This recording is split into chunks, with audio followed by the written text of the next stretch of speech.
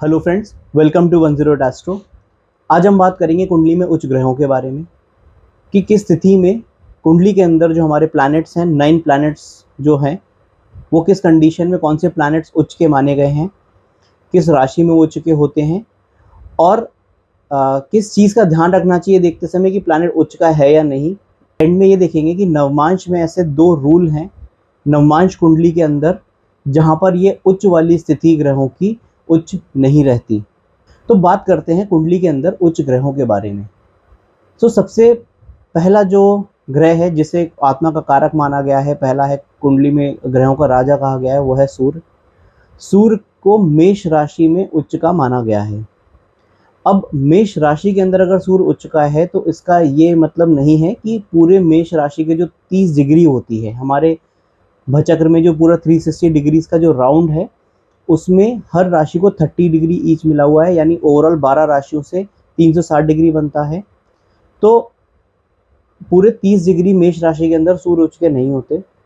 इनका जो उच्चतम बिंदु है, जिसे कहते हैं highest point of exaltation, exalted planets का जो एक पॉइंट है वो क्रॉस होने के बाद वो उच्च के नहीं बचते। फिर वो अपनी राशि, मूल त्रिकोण राशि, मित्र राशि, उस तरीके से उनकी डेफिनेशन होती है। तो सूर्य 10 डिग्री के मेष राशि में उच्च के होते हैं। उसके बाद अगर सपोज सूर्य 10 डिग्री क्रॉस कर जाए, 10 पॉइंट समथिंग हो जाए, या 11 डिग्री के सूर्य है, 11 से 30 डिग्री तक सूर्य उच्च के नहीं माने जाते। वह अपनी मूल त्रिकोण या मित्र राशि में फिर उनको माना जाएगा। चंद्रमा की बात करें, मून, यह वृष राशि में सिर्फ 2 डिग्री तक उच्च के होते हैं। तो अगर चंद्रमा आपकी कुंडली में वृषभ राशि में 2 नंबर राशि के हैं और ये 2 डिग्री से ज़्यादा के हैं, 3 डिग्री, अगर आप कुंडली किसी भी सॉफ्टवेयर पे खोले, आपके बनी हुई कुंडली देखें, उसके अंदर अगर डिग्री लिखी है प्लैनेट्स की, तो उसके बाद ये अपने राशि उच्च नहीं होती 2 डिग्री के बाद। फिर ये मूल त्रिकोण या बाकी जो डेफिनेशंस है वो अप्लाई होंगी, उच्च राशि अप्लाई नहीं होगी। मंगल की बात करें, मंगल सबसे ज़्यादा स्पैन अपना जो उनका माना गया है, तो मकर राशि का मंगल जो है, मकर राशि में 28 डिग्री तक वो उच्च के होते हैं। तो प्रैक्टिकली देखा जाए तो पूरे साइन में अगर किसी की मकर राशि आप देखें चार्ट में कि मंगल मकर राशि में 10 नंबर का है, तो जनरली वो उच्च का ही माना जाएगा, क्योंकि 2 डिग्री एंड में बचता है, तो 2/30 प्रोबेबिलिटी वाइज बहुत कम है, तो वह जनरली उच्च का हैं। इसके बाद जुपिटर की बात करें, तो जुपिटर जो प्लैनेट है वो कर्क राशि में 4 नंबर साइन में सिर्फ 5 डिग्री तक उच्च के होते हैं। उसके बाद वो उच्च के नहीं माने जाते। जुपिटर के बाद अगर बात करें बुध की, तो बुध अपनी कन्या राशि में उच्च के माने जाते हैं। कन्या राशि स्वयं स्व राशि है बुध के लिए, और वहाँ सिर्फ 15 डिग्री तक वो उच्च के रहते हैं। 15 से 30 डिग्री का अगर बुध है आपका कन्या राशि में, तो वह उच्च का नहीं माना जाएगा। वीनस की बात करें, शुक्र ग्रह की, शुक्र ग्रह अपनी जो उनके एग्जॉल्टेड साइन है वो है मीन राशि। मीन राशि में शुक्र अपना 27 डिग्री तक उच्च के होते हैं। तो प्रैक्टिकली अगर मंगल और शुक्र की बात की जाए तो यह जनरली पूरे साइन में एग्जॉल्टेड रहते हैं, ये उच्च के रहते हैं। तो उच्च वाले रिजल्ट आपको देंगे, क्योंकि 3 डिग्री अगर बचता है एंड का, तो वो उतना प्रोबेबिलिटी वाइज नहीं अगर होता, तो जनरली वीनस ओवरऑल पूरी इस राशि में उच्च के रहते हैं, मीन राशि में।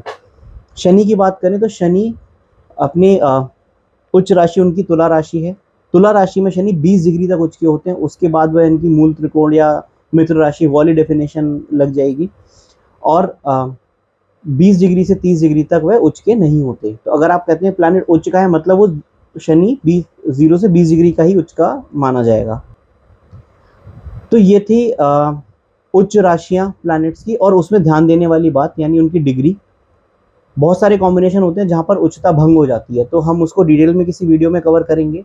बट जनरली आप एक बार नवमांश चार्ट जरूर देखें, जहां पर अगर प्लैनेट आपके लगन कुंडली में उच्च का है, तो नवमान, जिसे इंग्लिश में D9 चार्ट भी कहा गया, तो उसके अंदर अगर प्लैनेट, तो 2 रूल हैं। पहला रूल है, अगर आपकी कुंडली में सपोज जुपिटर उच्च का है, कर्क राशि में है और 0 से 5 डिग्री का है, तो वो हो गया।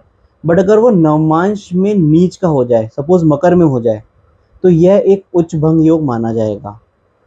तो आप नवमांश को वीटो की तरह समझ लीजिए उच्च के केस में। अगर प्लैनेट लगन कुंडली में उच्च का है लेकिन यहाँ नीच का हो जाए तो वो नीच का माना जाएगा, नीच जैसे रिजल्ट देगा, और वो उच्चता उसकी भंग हो गई, वो उतने स्ट्रॉन्ग रिजल्ट नहीं देगा। रूल नंबर 2 ये है कि अगर प्लैनेट यहाँ उच्च का है तो नवमांश में भी अगर उच्च का हो जाए, सपोज जुपिटर यहाँ पर 4 नंबर के थे, उच्च के थे, और वहाँ पर भी 4 नंबर के यहाँ उच्च के हो जाएं, तो यह भी एक उच्च भंग योग है।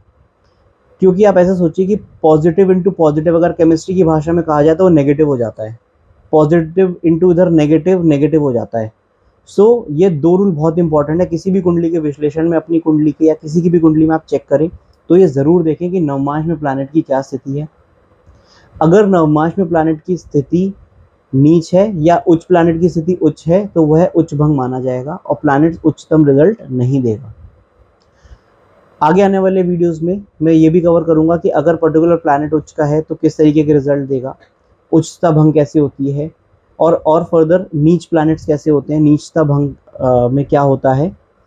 सो स्टे कनेक्टेड, जल्दी आएंगे नए वीडियो के साथ। तब तक के लिए नमस्कार।